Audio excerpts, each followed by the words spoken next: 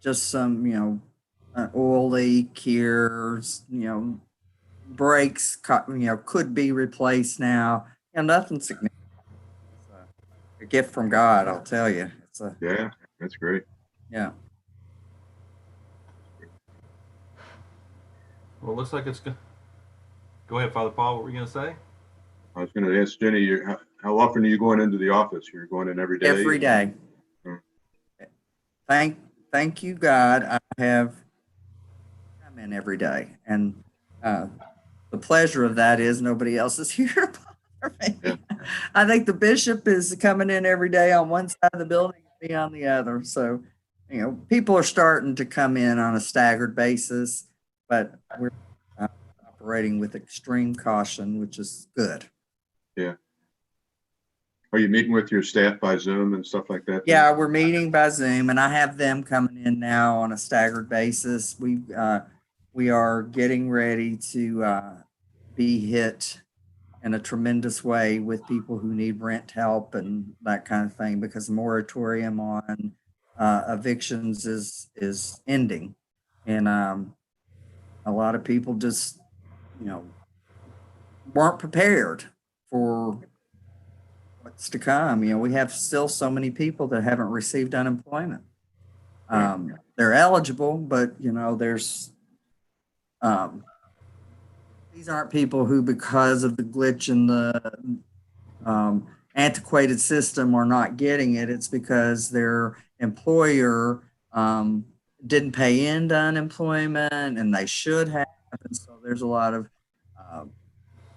holdups that we're talking probably just in our community alone, just in the Fayette County region, 2,000 to 3,000 people who presented. Now, we don't know everybody.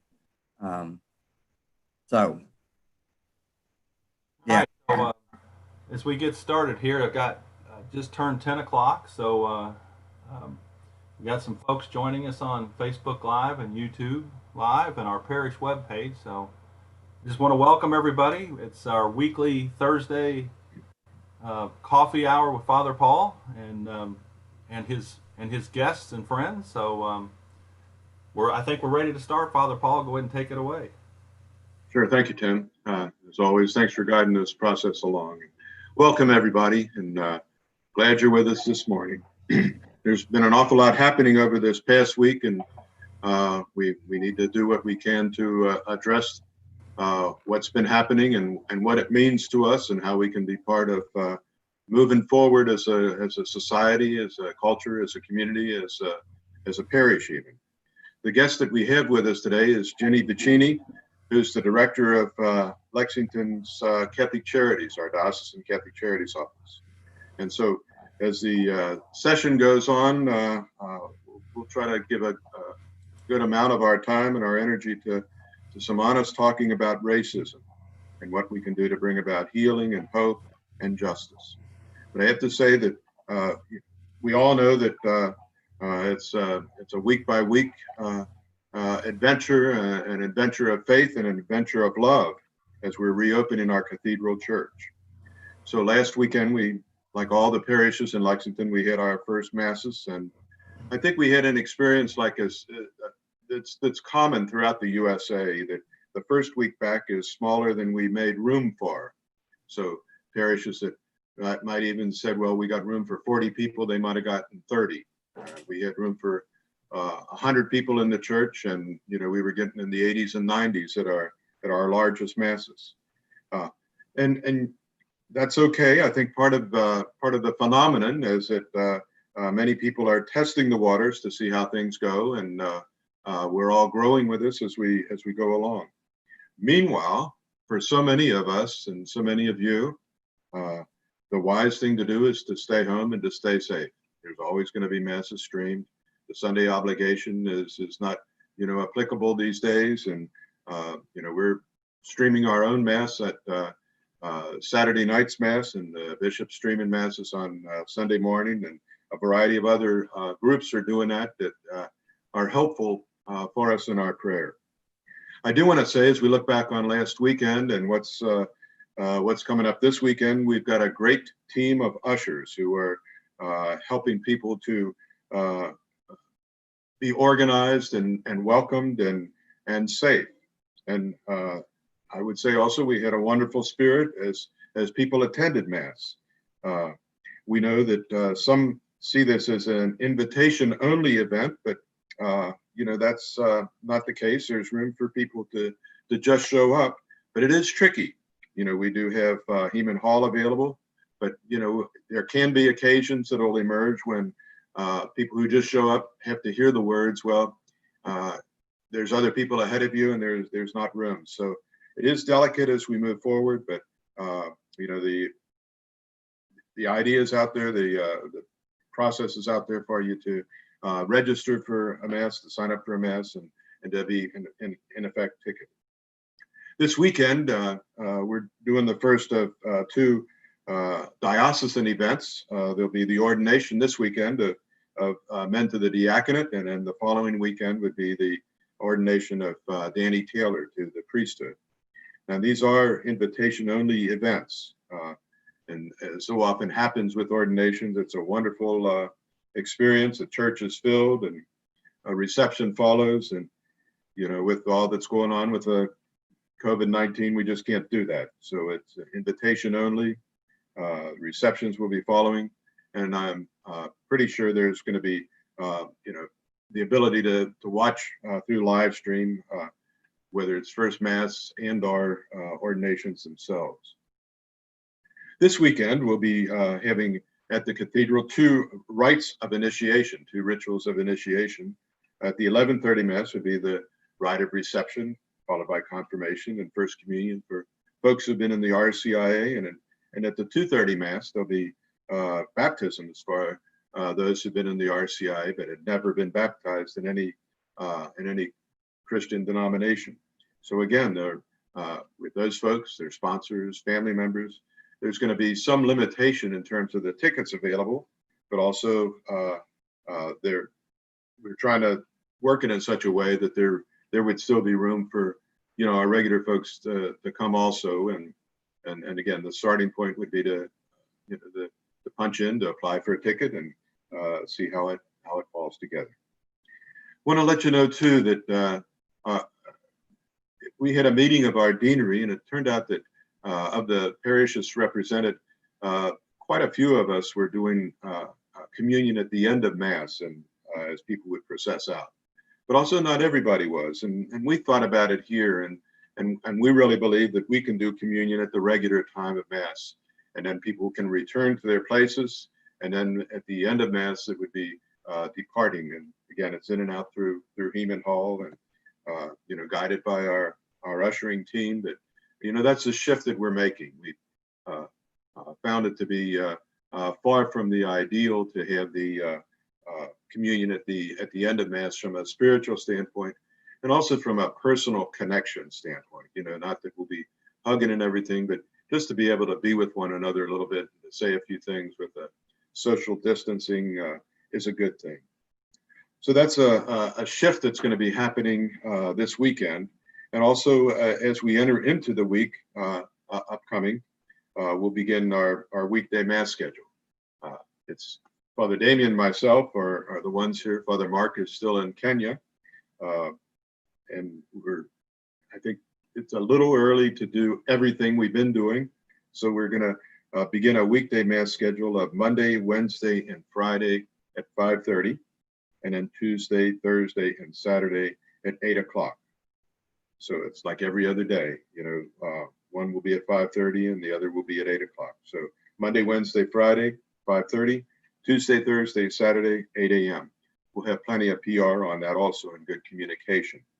The church doors by the Heman Hall parking lot would be open 30 minutes before Mass. So people can just come in, and we're playing that by ear, whether we need to have a couple folks to be ushers, comparable to the way you see things happening at stores and medical centers and offices and things like that. But we do need the social distancing. We do need folks to wear a mask. Please only come if you feel healthy. And then we sanitize. We've got a variety of the little machines you can touch and push where you can sanitize yourself and your hands and bring your own sanitizer too. So those are some developments and sort of some feed in, and the bottom line is how good it is to be back. And I think we're saying that throughout the church, throughout the country, is perhaps we're choosing different weekends to get started, but we're probably, I guess you could say, kind of in the middle in terms of schedule, and we're glad we're back and looking forward to doing it as best we can. It isn't the same, of course, when there's the social distancing and the wearing of masks and all this stuff, but it's an unusual time. And when it's all said and done, it's a dangerous time. People are asking, I know, about scheduling confessions. We're still on the appointment basis. We're working things out, but we want to, again, be very cautious in terms of what's best and what's going to be safe for everyone. So that'll probably be best done as we move a little deeper into June, and are opening up. Part of our commitment is to do it right, and part of that doing it right is to do it gradually. So we don't want to do everything at the same time. So that's where we are. So thanks to everybody for your cooperation. Thanks for your faith and your love for the church and your care for one another.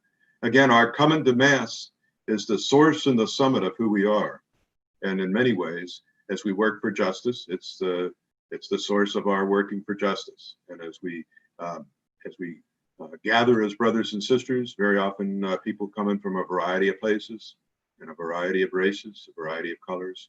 It's the summit of who we are too. So our Mass is really important, and it's very much related to our quest for justice in every aspect of life, and certainly social justice.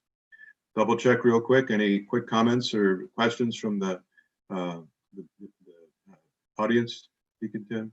No, not at this point. I'm looking on both YouTube and Facebook and don't have any comments at this point. So, well, folks, I do want to introduce to you Jenny Vicini, who's the director of Catholic Charities, and it's quite a wonderful coincidence, I think, that we're focusing on this topic and this dramatic time in our U.S. history. This time that's I think is marked by tragedy upon tragedy. But we're coming together tonight as the people of faith. There'll be an outdoor prayer service and public witness to the power of our Lord and our faith, being at the center of our efforts to establish racial justice in our land and in our community. And so there's a prayer service tonight. It's at St. Peter Claver, and everyone's invited. It's going to be an outdoor service, so there'll be the opportunity and really the mandate of social distancing. We'll be wearing masks, but we'll be, as Catholics, coming from all throughout the Bluegrass area, coming from the Lexington, and Bishop John will be with us. There's this prayer service tonight is praying for interracial healing. So all are invited to that. So our guest today is Jenny Vicini, and I think it's great that you're with us. Thanks for coming. And you've been the director of Catholic Charities, but you come from a background of being a social worker, and maybe a good start in just introducing yourself as somebody walking with us as we ask some really important questions. Tell us a little bit about your professional life and your ministerial life as a social worker, where you've served and what positions you've held. Thank you, Father, and good morning, everybody. I'm almost 3 years into my role as Director of Catholic Charities. I've been in the social service field for many, many years. Late 80s, early 90s, I was a boots on the ground social worker right here for Catholic Social Services. And what a wonderful way to start my career. I have worked in the field of substance abuse, primarily with women who were in inpatient residential substance abuse treatment, pregnant women who had substance abuse issues. I've worked in the mental health field. I'm not a clinician, but I've directed a program for people with chronic severe mental illness who were living in group homes and individual apartments. I have worked in the housing arena for pretty much with all of the jobs that I've had, all of the work that I've had. I've taught classes at Fayette County Detention Center. And then prior to coming to Catholic Charities, I was the director of a shelter for youth who were in foster care, on the verge of foster care, or young people who were in a waiting pattern to see if they were going to be entering into the juvenile justice system. So I am from Eastern Kentucky, Harlan County, Lynch to be specific.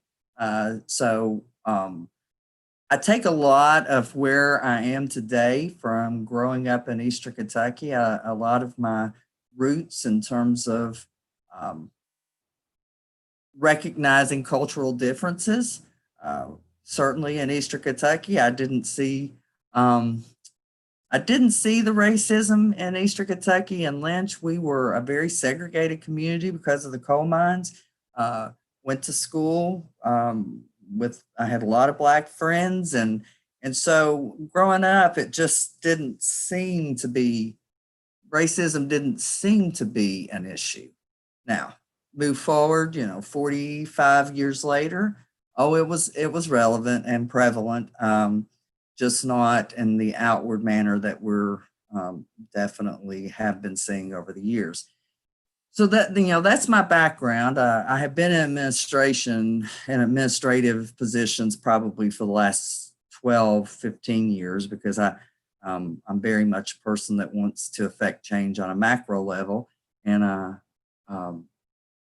that's kind of where that's my career, although I've had a lot of stops along the way and all great experiences. In terms of working with the African American population, when you're in the social service field, you serve. You serve everyone. You don't stop and think about what do I need to do differently when an African American person or a white person or a immigrant person comes to you and needs help.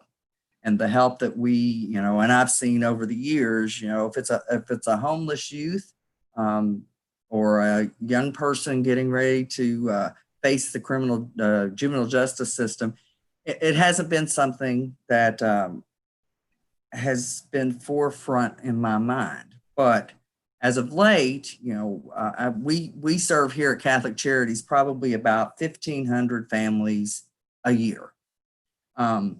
And looking at our data and our statistics, we see probably 60% African American families and 50% non-Hispanic whites and a small percentage of immigrants.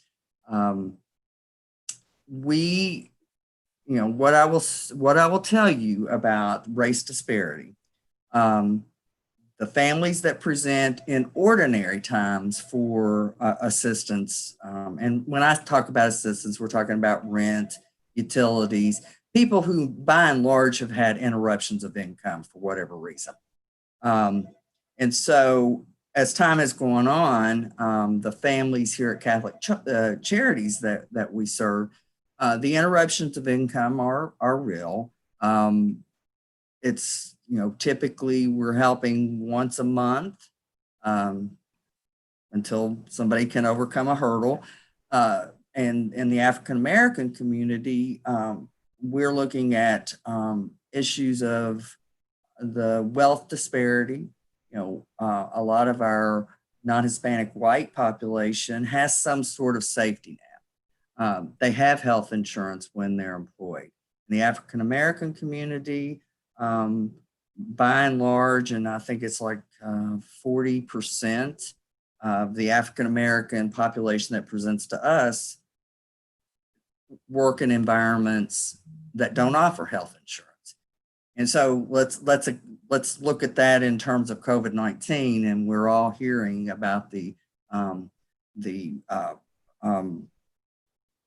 impact and the percentage of African Americans who are coming down with the virus. And a lot of that has to do with underlying health conditions because health care by and large is not available.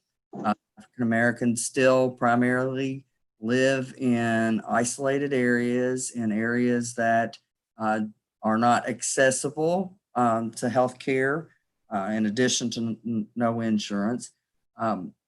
That safety net that I speak of, beyond that, we look at the fact that most of the people that present to us don't have mortgages. They're not homeowners.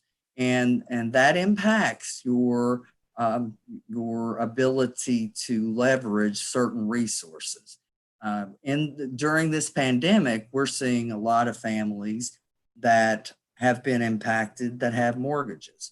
The African American community, we are not seeing that. Mortgage companies are by and large more willing to work with their homeowners versus landlords, particularly in the African American communities. They're renting from complexes and private landlords who are less forgiving, if I can say that. We're working though, one of the primary things that we're doing as a community is working toward mediating and negotiating with landlords because, we're speaking about the horrific situation that has just presented once again in terms of race disparity and injustices in the African American community. But, part of this, I go back to the fall when the coal mines down in Harlan County and impacted several of the Eastern Kentucky communities, and there's like 400 miners laid off, abruptly, no unemployment, and the just overwhelming need. And we were very responsive. And I thought, wow, how can we even, respond to this? And then let's fast forward to where we are today. And as I said, 1,500 people on average that we serve already in the last 3 months, over 500 families have presented. And so we're gearing up to be responsive on a large scale. With the African American community, it's a housing is a huge issue and location, and I'm speaking primarily in Fayette County. Access to transportation. There are barriers that even in my world of work, we address it. We're culturally sensitive, but until this, horrific situations that have just arrived as a result of, not just arrived, brought to the forefront again. The despair that you're witnessing both, in the news and perhaps encounters that you're having in your own life, it runs so much deeper than just anger over the police brutality that has been presented. It's tragic, and I'm a white woman who cannot possibly speak to the pain. I just know, I go back to the juvenile justice system. When I was working in that homeless shelter, the overwhelming majority of young people that came into that shelter who had done some sort of vandalism or whatever the case may be, the overwhelming majority, it was so blatant that African American, particularly African American males, young people, teenagers, were funneled into the juvenile justice system. I speak from facts. I speak from, experience and statistics. I would have young men in that shelter that were white, and young men that were African American. They may have even been involved in the same act of, whatever the case may be. And it was just appalling to see that type of action. And so, that's kind of There's issues, where. with regard to Go the ahead, Father. disparity I think there's issues with regard to the disparity that you say, with regard to prisoners. And, BUILD has, the organization BUILD has raised the issue of the volume of middle school and high school students in our schools that are suspended. There's a much higher proportion of African American students than other students, even though the proportion of numbers of students is much smaller. And again, it's a tricky thing.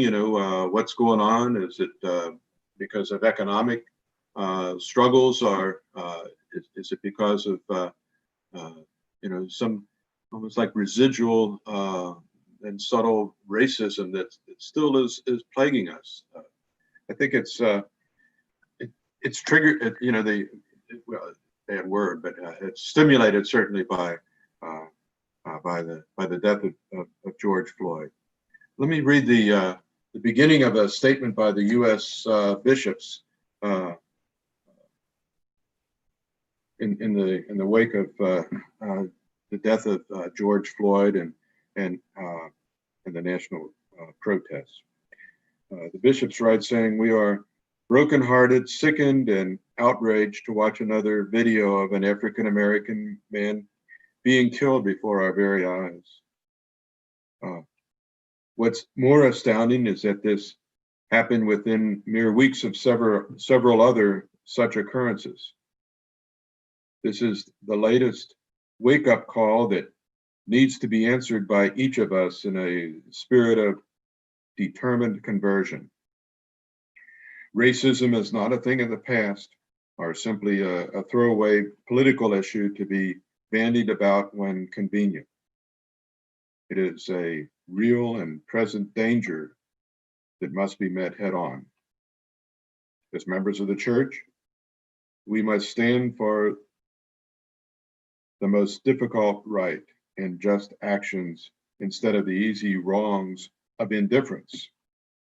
We cannot turn a blind eye to the atrocities and yet try to profess to respect every human life.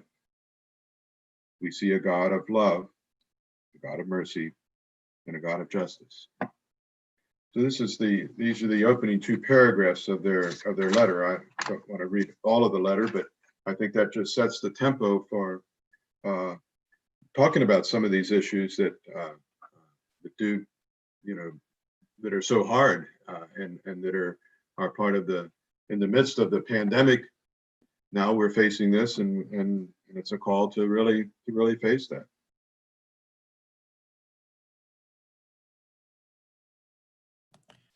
Yes, Father, you're absolutely on target with the pandemic. It's kind of an ironic thing, and I think it's important to point out unemployment rates between non-Hispanic whites and African Americans is almost equal at this point, where when we're not in a pandemic, it's significantly higher for African Americans. And the reason being is most African Americans are essential workers, bus drivers, work in grocery stores and the Walmart. So throw that into perspective, they're also at higher risk of contracting COVID. And so I think that is something that that speaks volumes about the dedication to keeping a job, even though there's high risk. I think we can also say that unemployment, typically non-Hispanic whites are working in employment situations where they're optimistic that they're going to get hired back when their business is open. They also have health insurance. They also typically have some sort of a safety net. In the African American community, as I've said, there is the wealth disparity. There is a limited capability of acquiring savings accounts, and certainly those are all efforts that are being made and have been, over the course of probably 10 or 15 years is working. with the African American population on establishing credit and that kind of thing. But there's blatant discrimination. It's just so blatant. I have seen it, for so many years, with establishing credit, purchasing vehicles at a rate that would be equivalent to what a white person would get. Housing, there is still just an astronomical number of African Americans who can walk into an apartment complex, have the same means as a white person, and they are denied housing. And I get emotional because it's just, we don't see that. We're talking about it today because of what happened with Mr. Floyd and then, the other, recent instances. But, I know that people who are presenting right now today are in such despair. They want to keep their children housed. They want to have hope, but you throw in a pandemic that has just devastated health and income that was limited anyway. And then for this to happen, our response as a church, as a people, it's time. It's time for it to be it's time for justice to be action versus just saying we need justice. I think there's the revelation, that again, the sin of racism, and again, a sin would be not only the action but the attitude that opens the door for us to do hurtful things. The sin of racism is still with us, and it doesn't necessarily end with just those who do violent actions. All of us have to kind of look at ourselves and say, is there something of that still within me? Many of us would say, well, I've worked my way through things. I'm liberated, and yet we might still have to do some further work on ourselves with God's grace as we seek to be more and more inclusive. I'm struck by the again the extremes in the midst of all this time.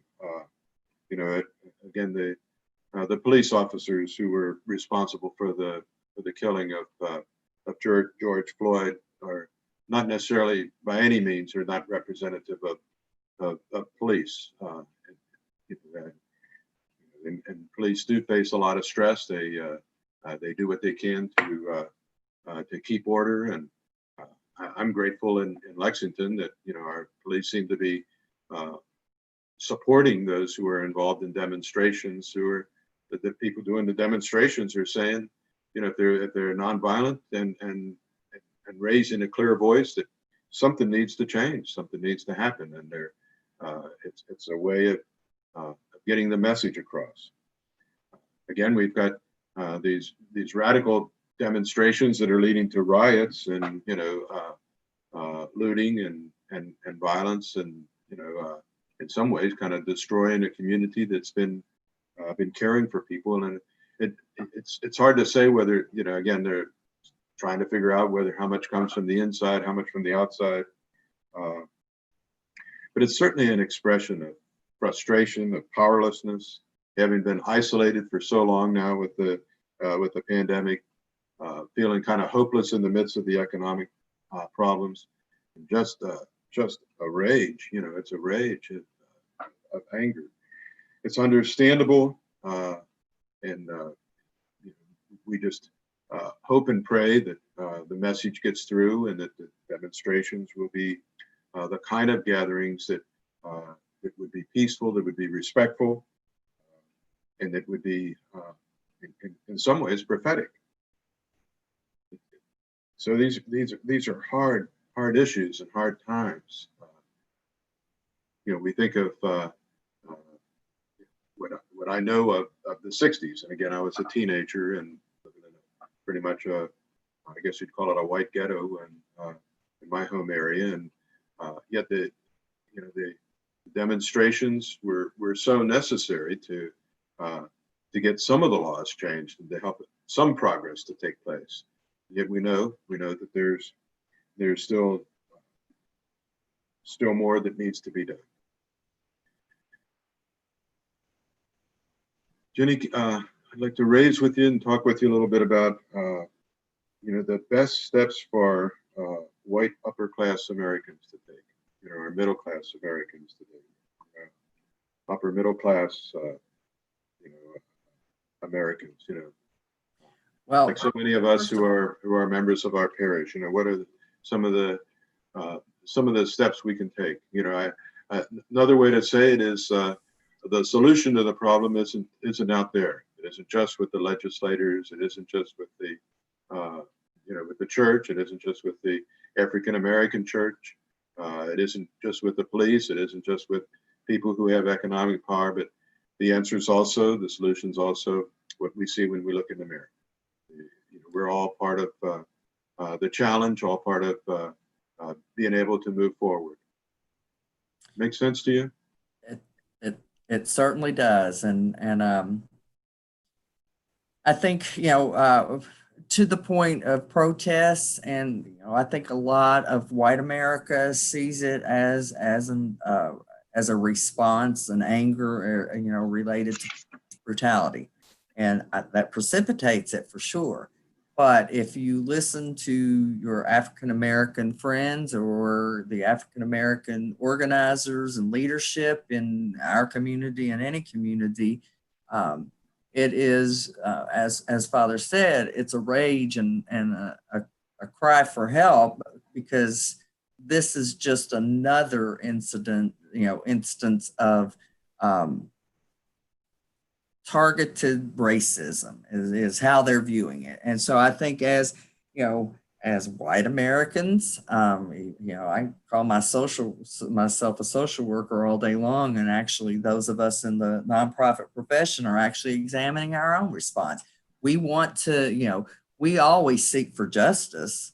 That's always, what our premise is. And in all of our mission statements, whether it's, within a faith-based ministry like Catholic Charities or a nonprofit.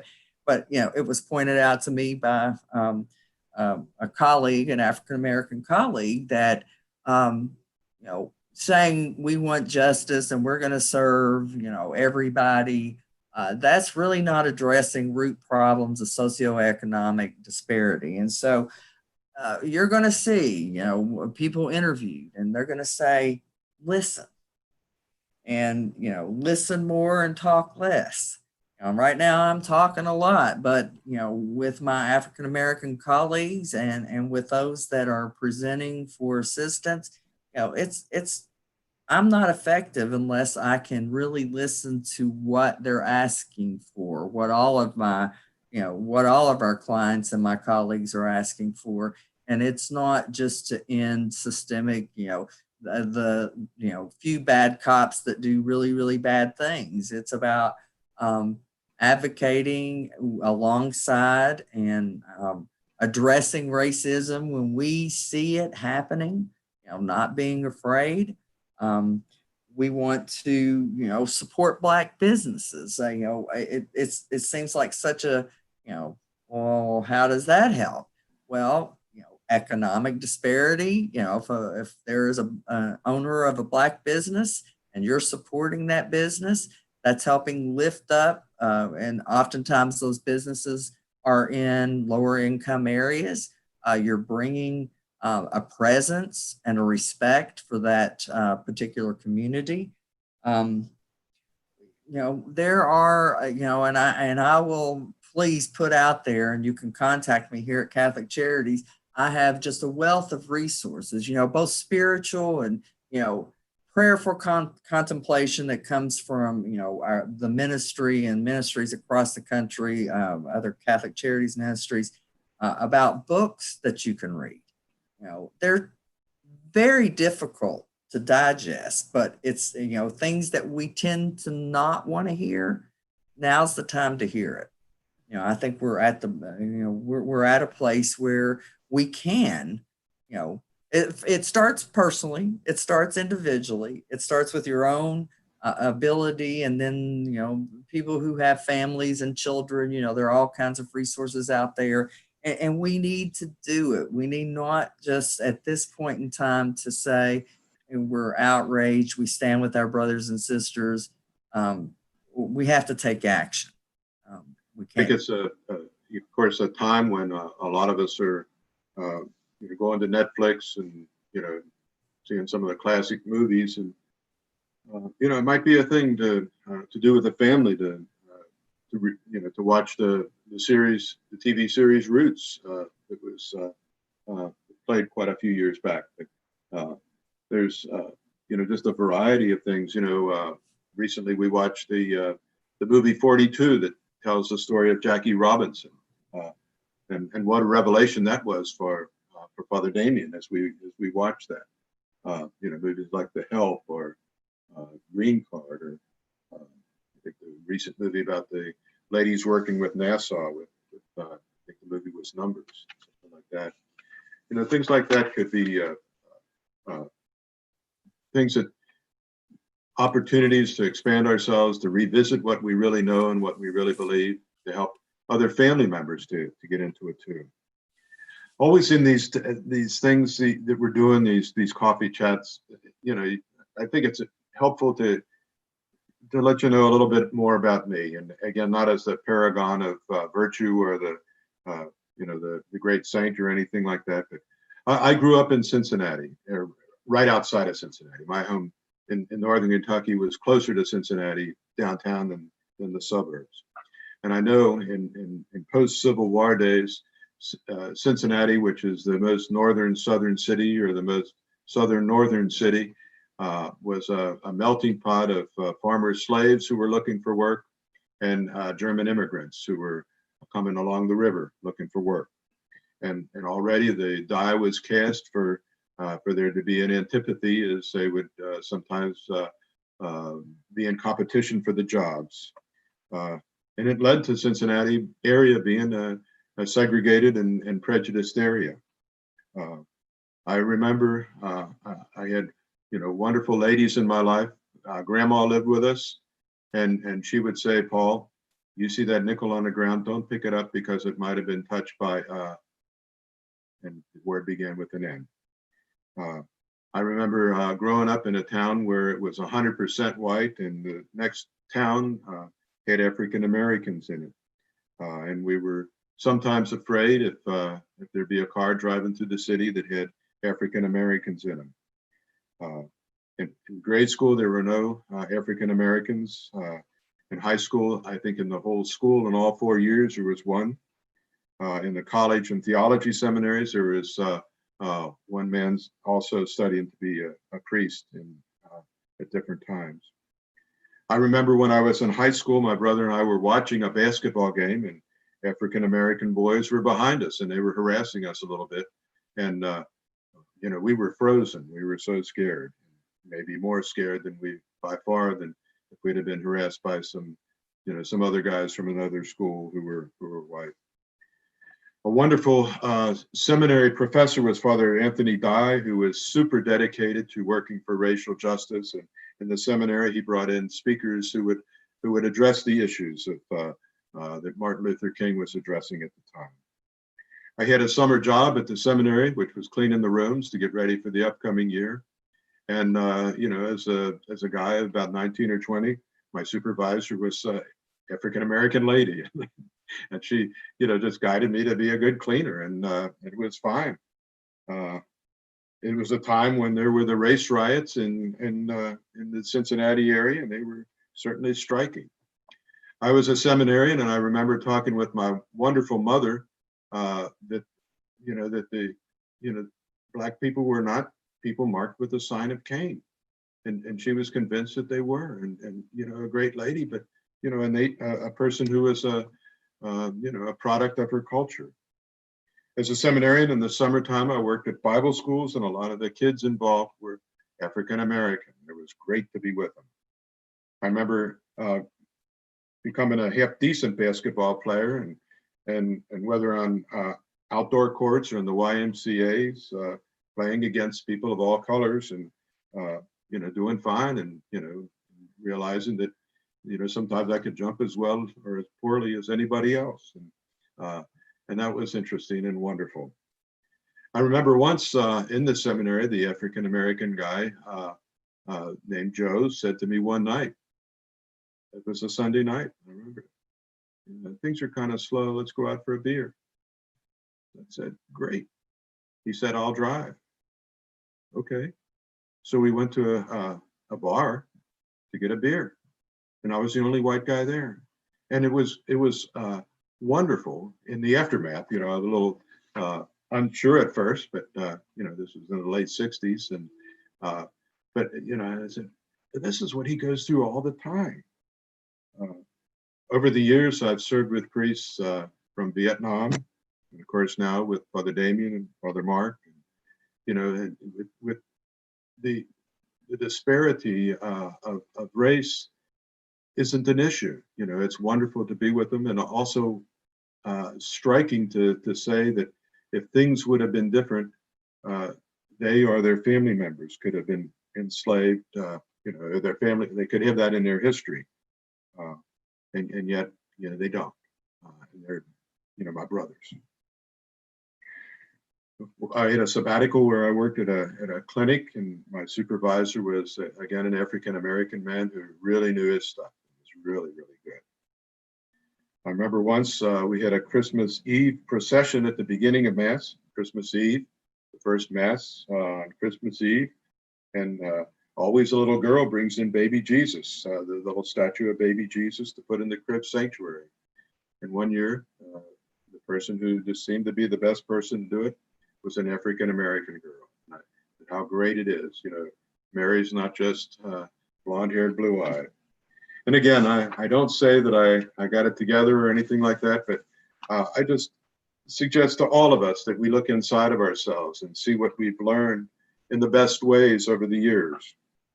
There's a church theologian with a lot of common sense, Brian Massingale, who speaks of the steps for us, and perhaps for us as, say upper middle class white Americans to take. And the first step, or maybe a key thing, would be to realize that there is a world of difference between feeling uncomfortable and being threatened. Very often we're in new situations where we're not the person of power, but that doesn't necessarily mean we have to say we're threatened. I wonder if you could speak to that a little bit, Jenny, or take it a little further. Yeah, I would encourage, and Father, I don't know if you can share the link at some point with that article. It is, I think what you just said about, the level of discomfort versus actual fear. And the discomfort, I think a lot of times comes from not knowing what to say or questioning. In my head, I'm uncomfortable because I'm not sure what exactly to say or how to engage. And what a tragedy that is, because that's really going to be the way in which we come together is, you're uncomfortable, and it's okay to validate that. I'm finding myself saying, out loud to some of my colleagues, I know in my lifetime, as socially justice as I've always thought myself to be, there have been levels of discomfort and engagement. And it wasn't so much I feared, it's just, for example, African American versus Black. How do you write that down when we're doing intakes? We don't ask, if a person presents and the skin color is Black, we check mark Black. Or would, individuals, persons of color rather be called African American?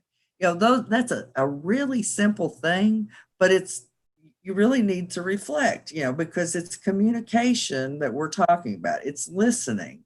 And if you are watching any interviews on any news station, and you're listening to people of color talk about what this is about, really pay attention, because it's not about ultimately what happened to Mr. Floyd.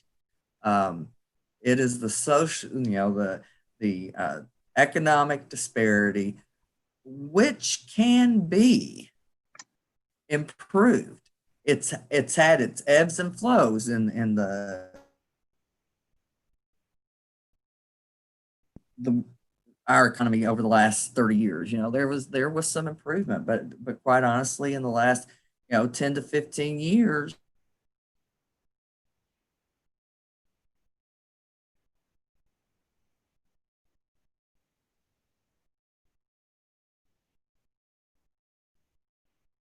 Hang in there, Jenny. I think I lost for a minute there. Yeah, it's like maybe Jenny's internet connection may be, because I think I'm still hearing you, Father Paul. She may have, Okay. have dropped out. Jenny, can you raise your hand if you can hear me okay? Okay. Yeah.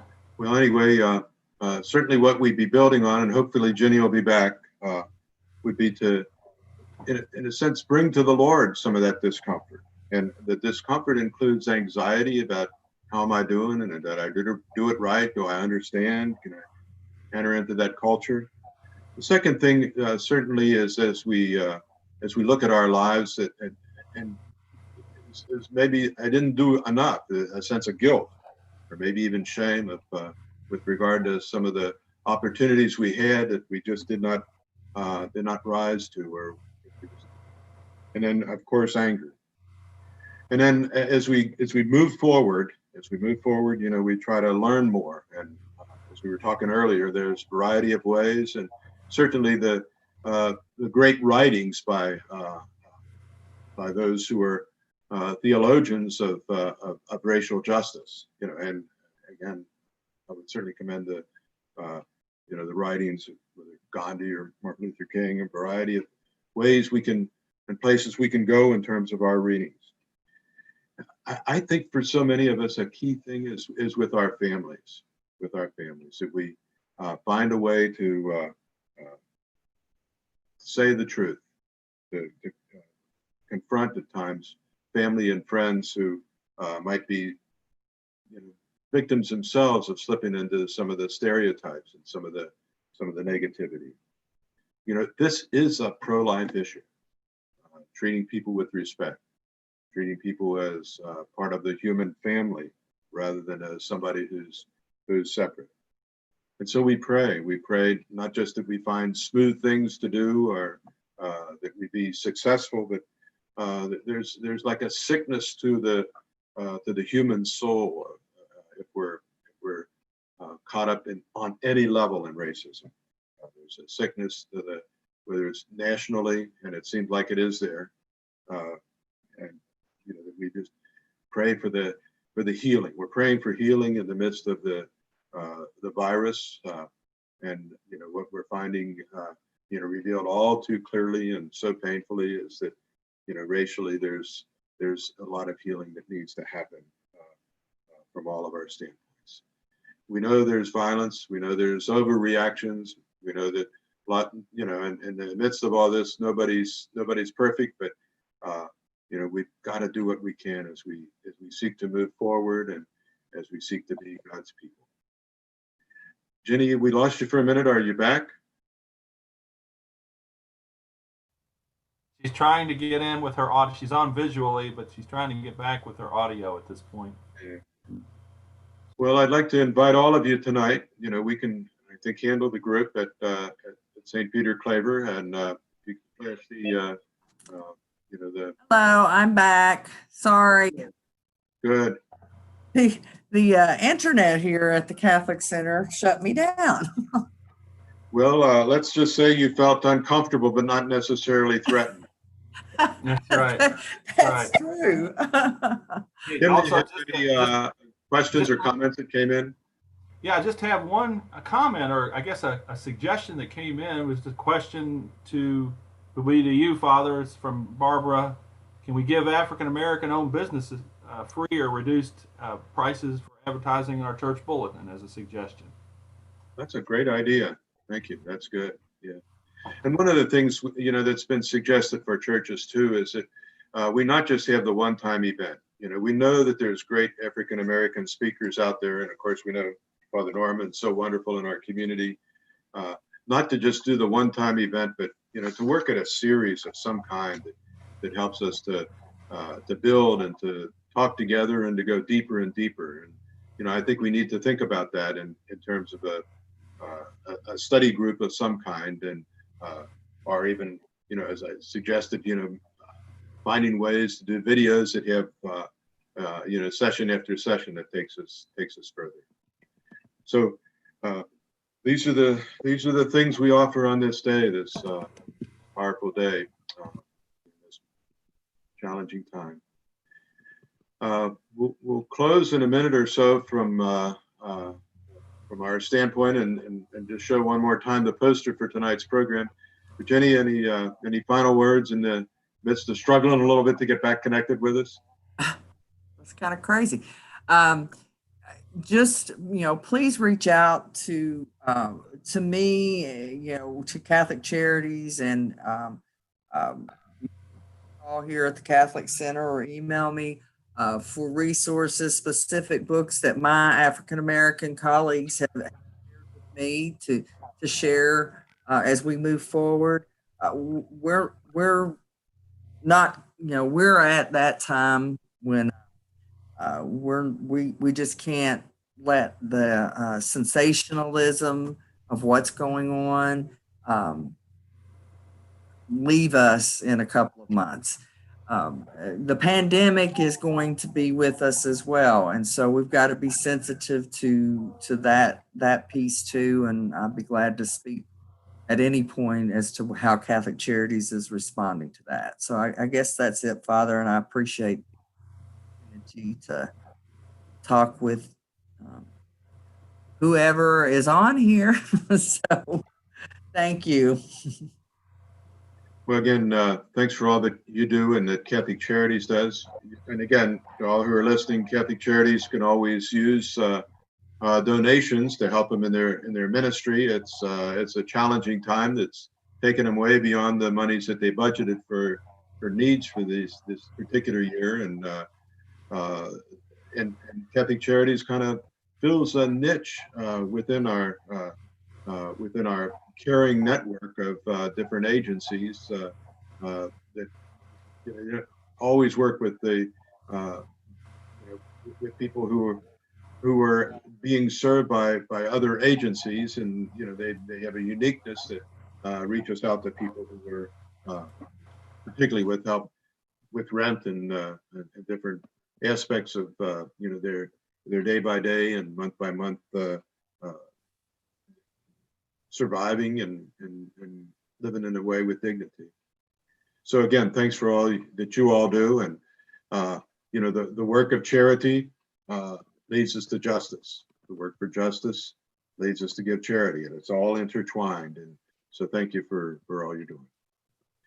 Again, thanks for everybody who's with us. We know the message today is one that's going to be findable and able to be repeated and passed on. So, and again, we invite you to be part of the prayer service tonight at St. Peter Claver as we offer our prayers for the healing of our broken world and bringing about more and more harmony, unity, brotherhood, and sisterhood among us all. God bless you all, and have a great day today as we seek to walk with.